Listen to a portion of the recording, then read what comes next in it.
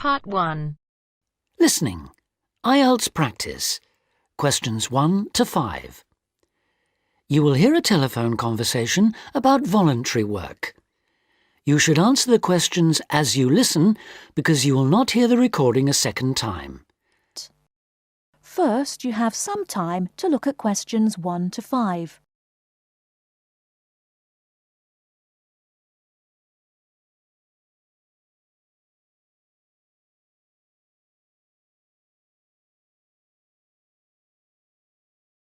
Listen carefully and answer questions 1 to 5. Hello, Volunteers Worldwide. How can I help you? Hello. I'm ringing to find out about opportunities for doing volunteer work. Could you give me some information, please? Yes, certainly. But before I do, I need to ask you for a few personal details. That's just because the opportunities open to you are dependent on your age and on what qualifications and skills you have. That's fine. So, if you could just start by telling me your name and age. Okay. My name's Ben Opperman, and I'm 22 years old. Okay, and what qualifications do you have, Ben? I've got a BA degree in social studies. That was from the University of Kent, and I'm a qualified teacher. I've just completed my PGCE, my postgraduate certificate in primary education.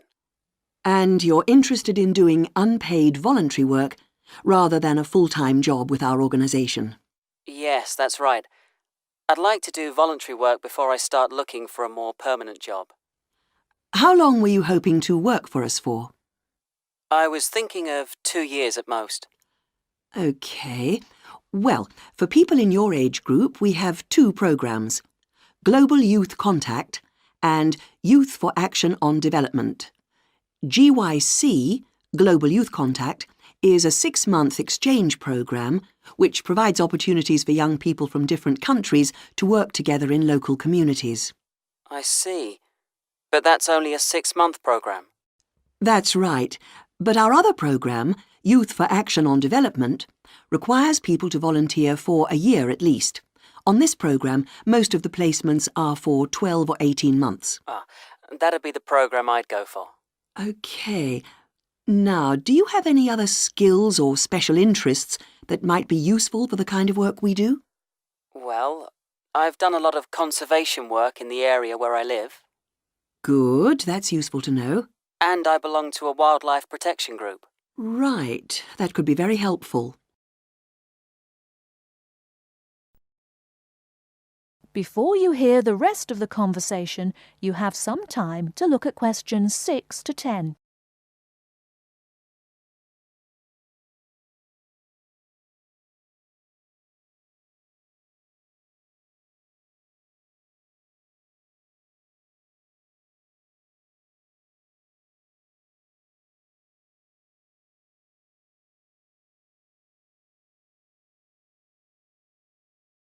Now listen and answer questions 6 to 10.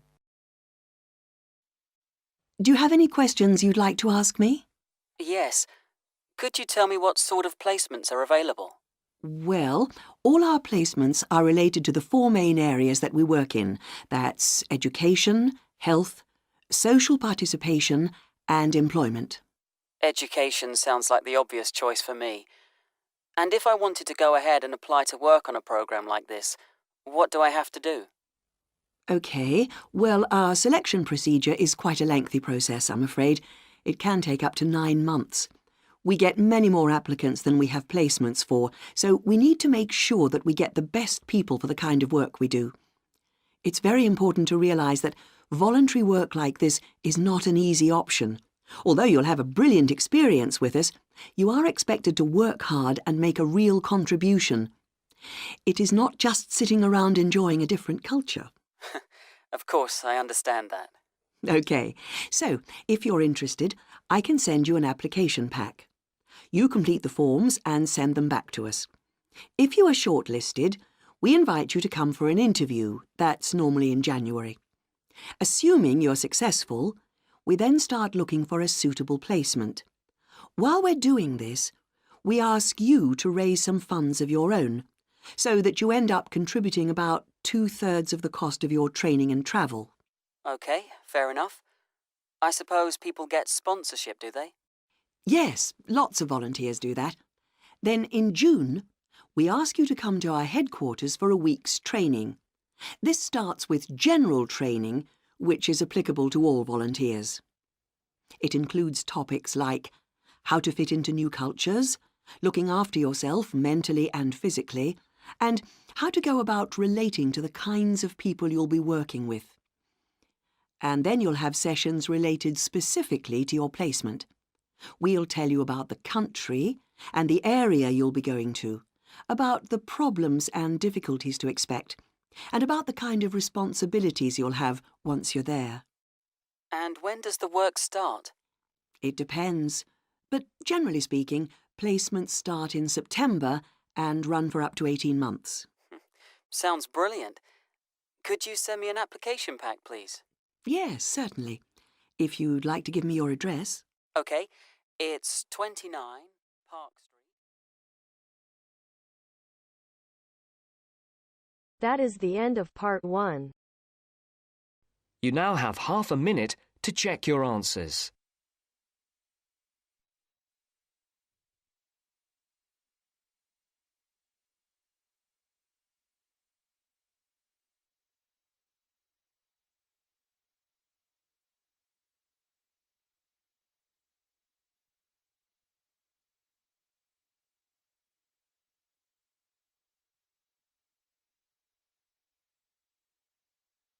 Now turns to part 2. Part 2. Tom and Barbara are talking about markets in London. Barbara has a market list, and she wants to find out more details about them. Listen to the conversation and complete the market list. First, you have some time to look at questions 11 to 17.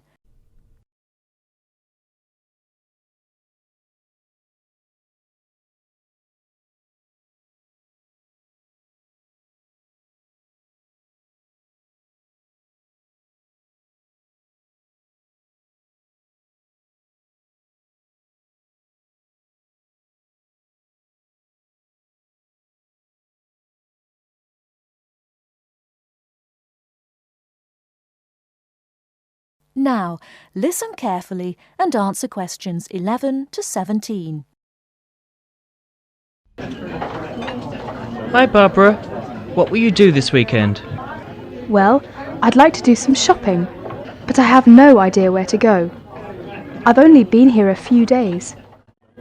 I was told London is an expensive place to live. Yes, but that's not completely true. London can be an expensive place to live, but if you shop in the right places, you can live relatively cheaply. Is that true? Could you tell me something about the shops? All right. You know, food tends to be cheapest in the big supermarkets, like Sainsbury's and Tesco's. Most of them have quite a good variety of food and household items. You can buy your fruit and vegetables on the street. You will find these street markets in almost every part of London. You can also buy clothes, shoes, and household items in these markets for a real bargain. Have you got a market list provided by the Student Union? Yes, here you are. This might give you some ideas. Let me see. E Street, SE17. This market sells cheap food, clothes and hardware. It's open from 8 a.m. to 5 p.m. Yes, but how can I get there? You can take the Underground. We call it the Tube. You see, there is a tube station on the list. Let me see. Yes, it's Castle Station. Right. You can get off at the castle. Good. Look at Leather Lane, WC1. Yes, that's a good central London market for clothes, food and hardware. It opens at lunchtimes from Monday to Friday. It's near Chancery Lane Station. Well, what about the one in Petticoat Lane? Oh, Petticoat Lane E1. It sells clothes, shoes and household goods. It opens only on Sunday mornings from 9 a.m. to 12 noon. Yes, we can get off at Aldgate Station. OK, what about the one in Walthamstow? E17.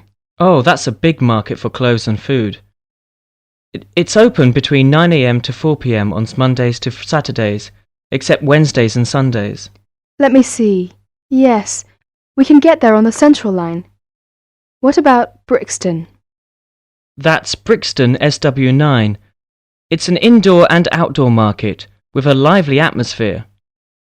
It sells vegetables from all over the world. It opens 9 a.m. to 6 p.m. Mondays to Sundays and half days on Wednesdays. Oh, it's close to Brixton Station, very near my place. Great. It's very convenient. Tell me more detail about Camden Lock. Yes, there are several markets on Camden High Street and plenty of shops. They sell fashion clothes, jewellery, recorders and pottery. It's good for buying presents. Very close to Chalk Farm and Camden Town Station. I see. It says that it opens on Sundays only from 8 a.m. to 5 p.m. Well, I think these markets might help to keep my costs down. Well, if you need to buy new electrical goods or large household items, you can wait until the January sales when almost all the shops sell goods at discount prices. Thank you very much for your help. Tom, shall we go to Brixton together this weekend? I'd love to. Oh, I'm afraid I've got to go to a lecture. I will ring you tonight. Bye. Okay, bye. Barbara is phoning Tom about shopping. Before you hear the rest of the talk, you have some time to look at questions 18 to 20.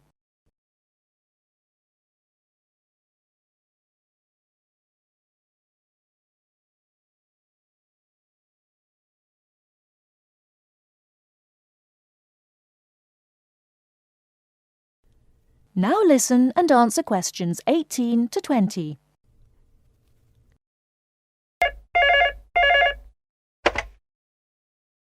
(401 0625).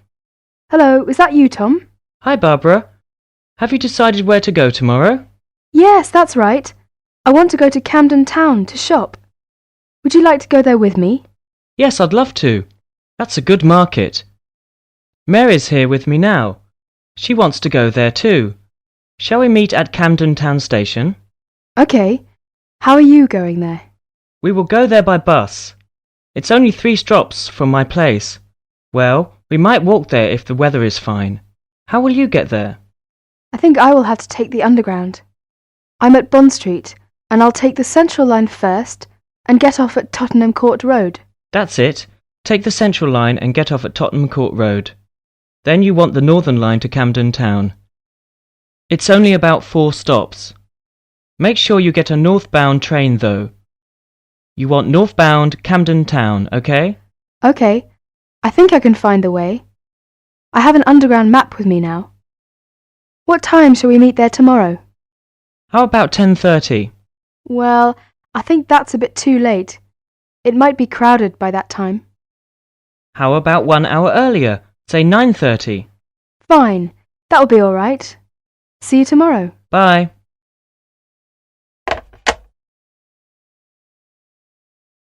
That is the end of part 2. You now have half a minute to check your answers.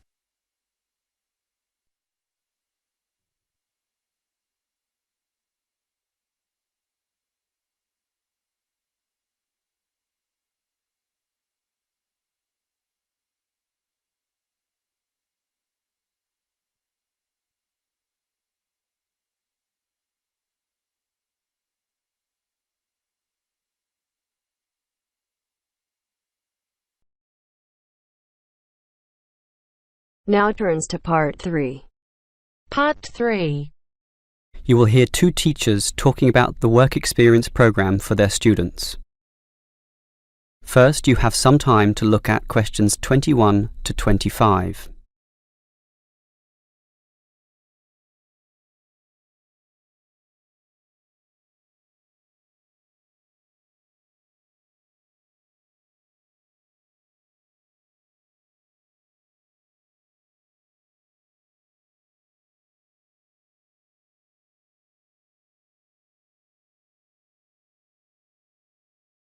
Now listen carefully and answer questions 21 to 25. OK, we've got to arrange this programme. Work experience. I believe quite strongly in this myself. Studies are often just too theoretical and the best learning can be on-site. Sure, in principle, but you've got to find the right companies. For business students, it's so easy with all the commercial enterprises around here, but for our lot of engineering students, it's not so easy at all. Last year's education students were easy too. We just put them all into schools. Well, there are a few companies that will accept our students.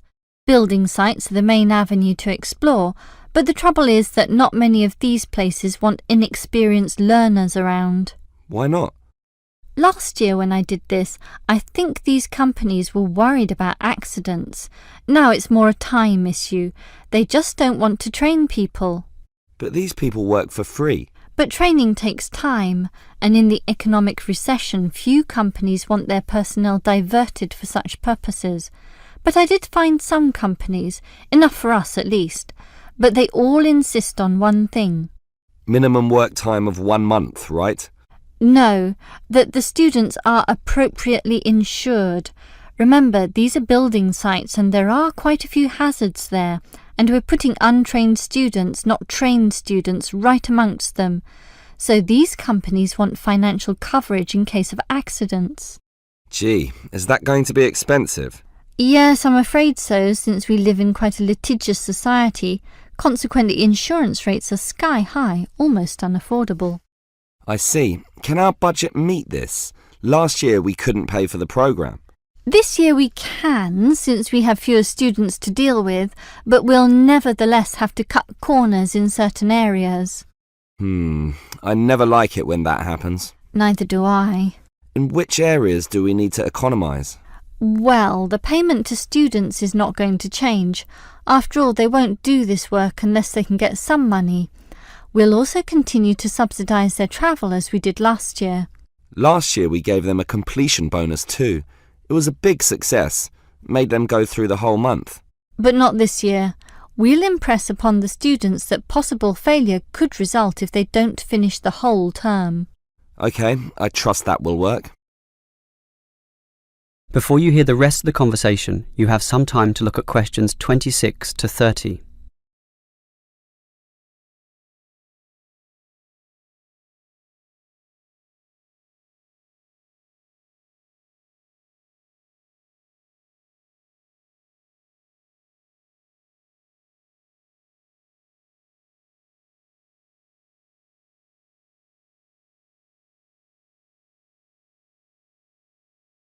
Now listen and answer questions 26 to 30.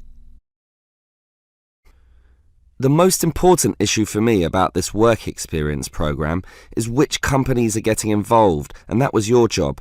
What companies did you find? Right, 4 companies are prepared to help out. Hepplewhite Distilleries, AJ & Sons Engineering, Johnson Demolition, and Sansoni Security. How many students can they take? Hepplewhite can take 6. 6? Sorry, 5. It's limited at the moment by the winter, since beer drinking is lower around this time. As for AJ & Sons, that would be 7. Last year it was 17. Not this year, I'm afraid. The other 2 places are 6 and 6, which makes up everyone, 24 of them. Right. What about starting dates? That's the problem. They cannot all start and finish on the same date, which makes this a little hard to dovetail with the academic semester. Hepplewhite can accept its cohort around August 15th. AJ are a little later, starting 5 days later, in fact. The 20th? Actually, the 21st is what they said. And the other 2? The demolition company can start earlier, the start of the month, the 1st, and the security firm will start 3 days later on the 4th. OK, that sounds good. And will all our students work for 1 month? Well, remember, it doesn't have to be a full month, but just long enough to meet syllabus requirements. So, how long is Hepplewhite going to use these students? They said 3 weeks, maybe 4 weeks if we want it. We want it. Tell them the longer option is necessary. Sure. I think they'll accept that. The students will probably buy some of their product, which will make the owners happy. As for the engineering company, it's giving 24 days. That's fine. And the demolition company? They're saying 2 weeks, 14 days. Impossible. The students can't complete their projects in such a short time. You'll have to be stronger. Tell them minimum 18 days. All right. The owner seems reasonable. He'll probably accommodate us if I throw in a few incentives. That leaves the security company, which is offering... Let me guess. 3 weeks, 21 days. Almost 22. Ha! I was close with my guess of 21. Just 1 day off.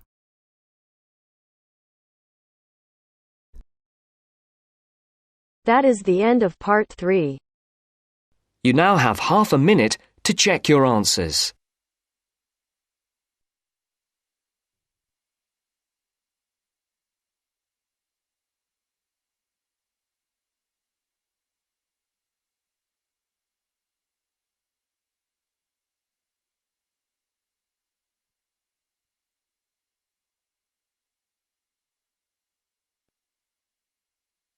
Now turns to part 4. Part 4. You will hear part of a lecture about philosophy.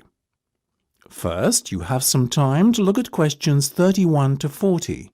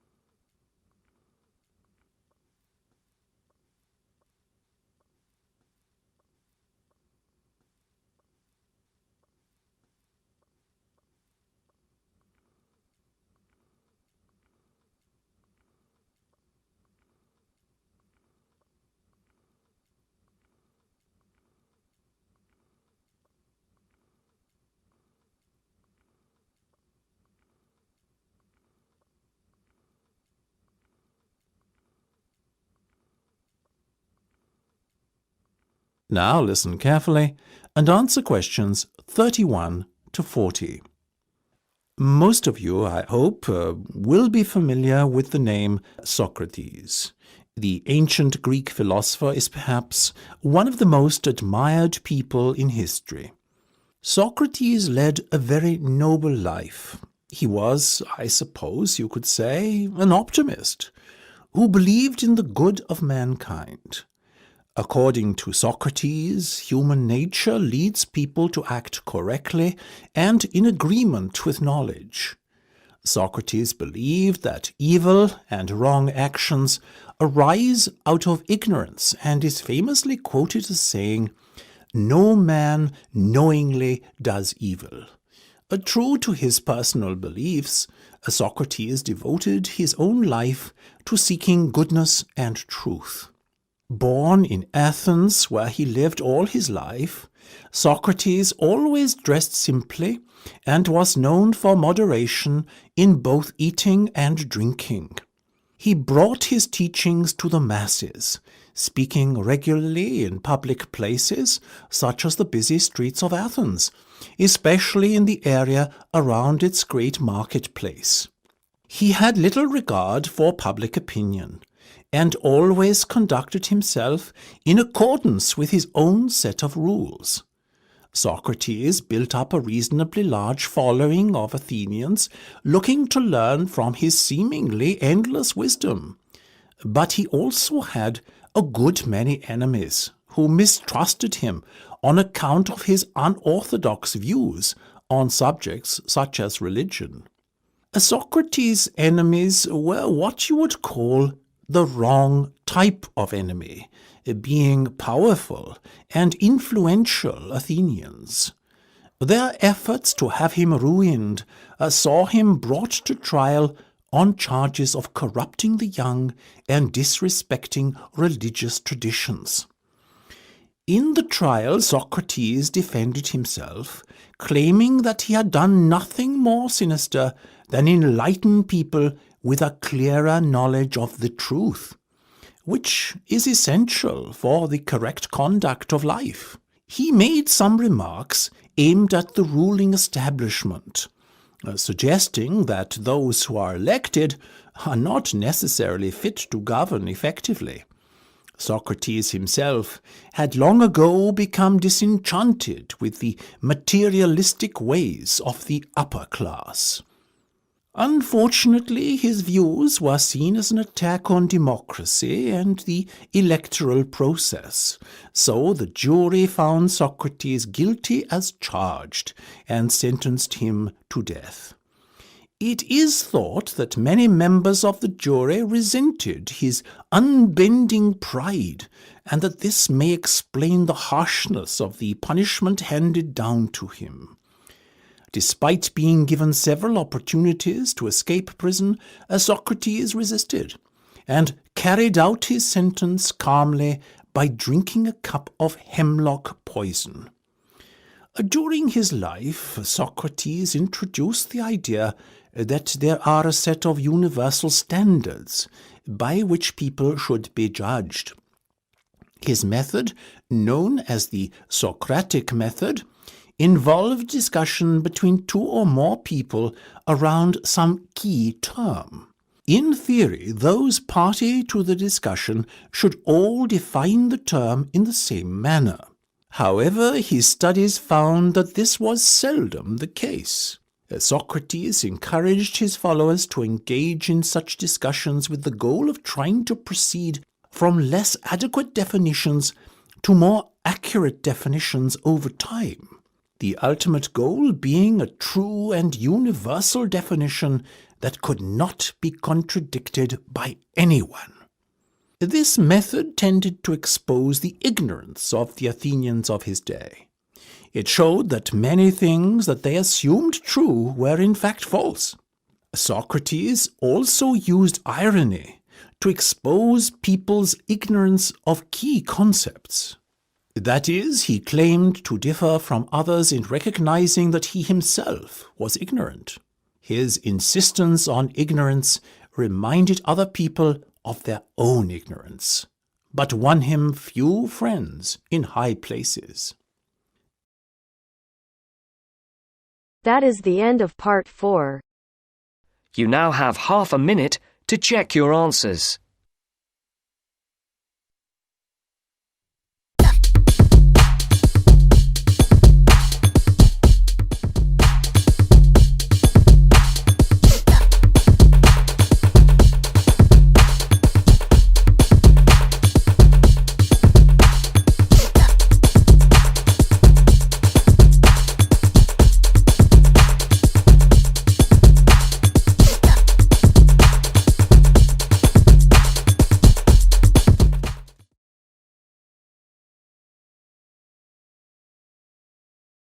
Our question for today is, some people say that professional nurses are good to look after the old people, whereas others say that families can look after them in a better way. Discuss both the views and give your opinion.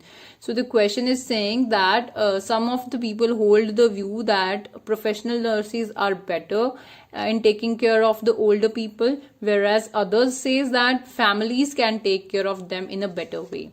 So we have to discuss both the views and we have to give our opinion. Let's have a look how we can answer this question. Now, looking after for health of elder one is a contentious issue. Contentious means it's a debatable or moot issue, and the world stand polarized that who should take care of them. Means world stand polarized means they are world standing in the polarization means they are having opposite views, that some are saying this and some are saying this in a better way. Who should take care of them in a better way? Professional nurses or the family members. However, without reaching to the conclusion, we must discuss both the views. Means without reaching directly to the conclusion, we must discuss first both the views and then we can come to a conclusion. While I believe the importance of one cannot be neglected over the other. Means I believe that both are needed, so we cannot neglect the importance of one person over the other. The proponents of professional nurses, proponents means those who are in favor of the having nurses for taking care of the older ones. So the proponents of the professional nurses advocates that these can take care of old ones more wisely. Means they can take care of the older ones in a more wiser manner as compared to the family members. Firstly, they provide them suitable ambience, means environment, which they need. Moreover, they have adequate knowledge and hence can prove to be beneficent, or it's a boon for them in case of any emergency. That means in the emergency, they know that how to tackle the patient or how to tackle the person. So because they are having that adequate knowledge. Secondly, they can provide them their medicine on time. So what they can do, they can provide them their medicines as well, because they are professionals and they know about the medicines, and after knowing the condition, even they can add on any medicine, or they can skip any medicine because they are having that adequate knowledge. Okay. Thirdly, adults do not feel isolated because they have someone with them every time, as due to acute paucity of time, because the family members nowadays, they all are working, so they do not have more time for them, so they will not feel isolated. Isolated means they will not feel parted, or they will not feel alone at home, because of this criteria of doing jobs and all that. Family members are not having more time for them, as due to acute paucity of time, family members cannot be with them for whole time. Okay, so professionals are the best source for their well-being, means for their health, or for them, professionals are the best source.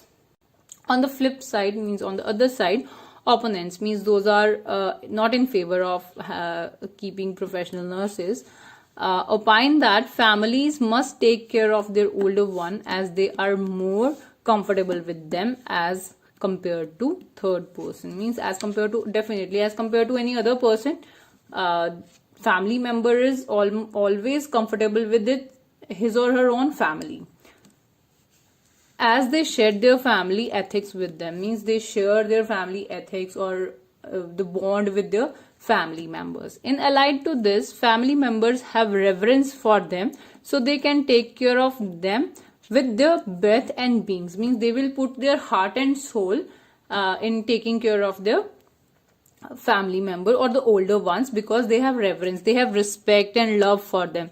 Apart from it, professionals have interest in money only, as they do these jobs for sake of money. Okay, because we will do because we have love for our older ones, and they will do for the sake of money only. Hence, family is family and blood is thicker than water. Therefore, family members must look after their older ones. So what we are saying, that family is definitely, a family member can take care of a person in a better way than professional nurses, and family members must look after their older ones. Now, to reiterate, means to conclude, it can be inferred that family members can take care of their loved ones in a better way, but the need of professionals cannot be sidelined. Okay, we cannot sideline the need of professionals, as they can prove to be boon in saving their lives, because they can act in a smarter way in case of emergencies, and they can help in saving the life of our older ones. So we cannot neglect the importance and need of the professionals as well. So this was for today. If you liked the video, do hit the like button and subscribe to our channel. I'll meet you in the next video. Till then, bye bye and take care. Have a look on some vocabulary words. Contentious means it's a debatable or a moot issue, and the words stand polarized means they are standing on two poles, and one is saying this and another is saying that. Okay, so next word is proponents. We use the proponents who are in favor of the given statement, and opponents who are not in favor of, who contradicts the given statement. Okay. The next word is ambience, that means environment. Adequate means they have enough knowledge of that, and beneficent means boon.